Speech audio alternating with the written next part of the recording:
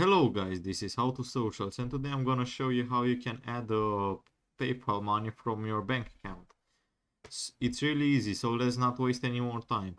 So once you're logged into your PayPal account and you're on the main menu of PayPal, just like this, what you need to do is you need to click on Wallet right here on this blue bar, and once you've clicked on Wallet, the next thing that you need to do is click on Transfer Funds.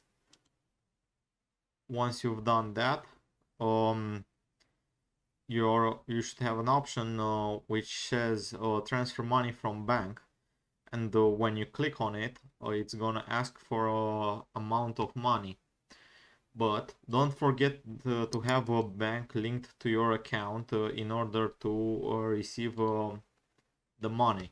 And that's all there is to it, guys. It's a really simple tutorial. I hope you enjoyed it.